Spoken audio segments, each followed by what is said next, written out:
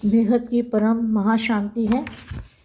सभी बेहद के विश्व परिवर्तक, वायुमंडल बदलने वाले, विश्व सेवाधारी, विश्व कल्याणकारी, स्व परिवर्तन से विश्व परिवर्तन करने वाले, पूरे मल्टीवर्स का वायुमंडल बदलने वाले, दादाजी से शक्तियाँ लेके, दादाजी से पावर लेके, चुंबकीय शक्ति लेके पूरे मल्टीवर्स में भरने वाले, मल्टीवर्स के कण कण के अंदर परम प्रकाश की शक्ति भरने वाले, मल्टीवर्स के अंदर पूरे मल्टीवर्स में चुंबकीय शक्ति भरने वाले, ऐसे विशेष सेवाधारी आत्मा को सेवाधारी माँ का दिल से याद, प्यार और नमस्ते।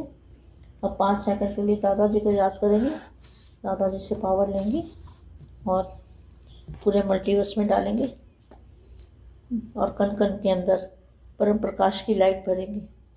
एकदम दूध जैसा वातावरण, वायुमंडल बन जाएगा। परम महाशांति।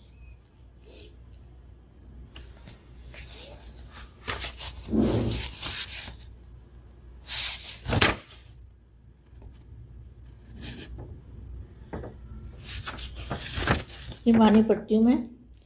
ये वाणी 82 की है।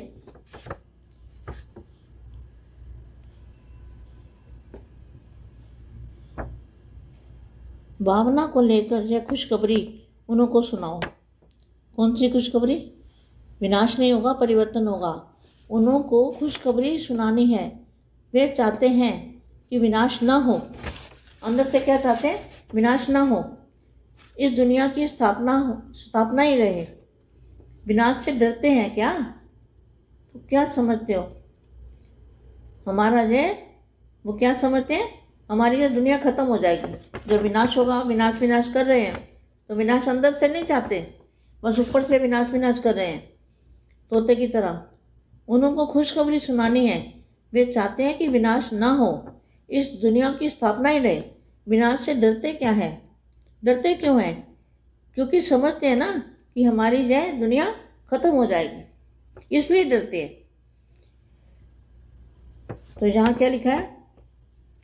भावना को लेकर खुशखबरी उन्हों को सुनाओ। तो विधि यही सुनाएंगे कि शांति के सागर द्वारा ही शांति होगी। शांति कैसे होगी? शांति के सागर के द्वारा ही शांति होगी, जिससे यह संकल्प ना उठे, मेहनत नहीं करने पड़े।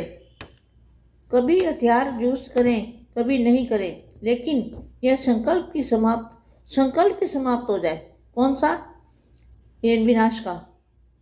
ब्रदरहुड हो जाए, यह है विधि। ब्रदरहुड आ गया तो बाप तो है ही। ऐसे खुशखबरी के रूप में उन्हों को सुनाओ। शांति का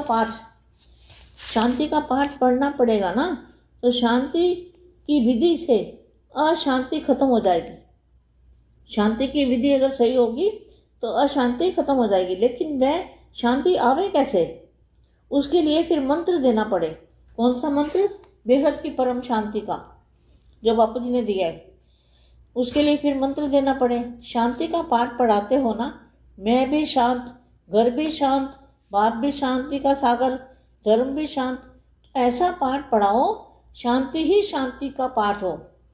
2 घड़ी के लिए भी अनुभव करेंगे ना, एक घड़ी भी साइलेंस की अनुभूति हो जाए तो बार बार आपको थैंक्स कहेंगे, आपको ही भगवान समझने लगेंगे।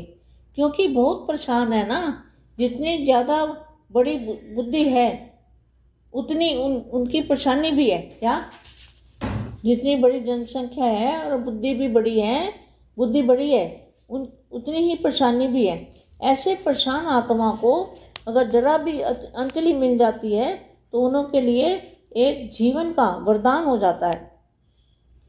जिसको भी चांस मिले वह खेलते बोलते शांति में ले जाओ।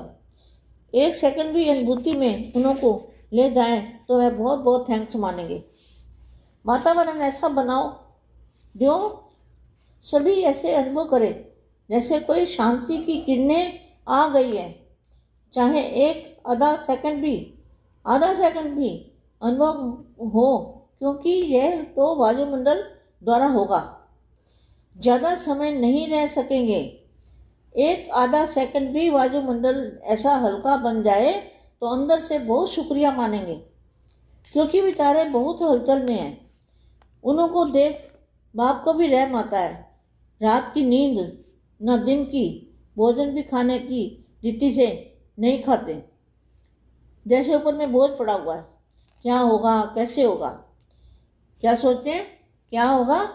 जो अज्ञानी है, जिनको बाप का परिचय नहीं है, वो ऐसे सोचते हैं क्या होगा, कैसे होगा। तो ऐसी आत्मा को एक झलक भी मिल जाए तो क्या मानेंगे। उनके लिए तो समझो सूर्य नीचे उतर आया, एक झलक ही चाहिए। ज़्यादा समय तो वह शक्ति को धारण भी नहीं कर सकेंगे। देखो कितना अच्छा महावाक्य है। क्या उनको एक आधे सेकंड की झलक चाहिए। ऐसी आत्मा को एक झलक भी मिल जाए तो क्या मानेंगे। उनके लिए तो समझो सूर्य नीचे उतर आया, एक झलक ही चाहिए। ज़्यादा समय तो वह शक्ति को धारण भी नहीं कर सकेंगे। आत्मा में इतनी पावर नहीं है कि जो वो शक्ति को ज़्यादा समय धारण कर सकें। यह तो थोड़ी घड़ी की बात है, जैसे लहर आती और चली जाती है। इतना भी अनुभव हुआ तो उनके लिए तो बहुत है, क्योंकि बहुत परेशान है। उनको थोड़ा तिनके का सहारा भी बहुत है। परमा शांति।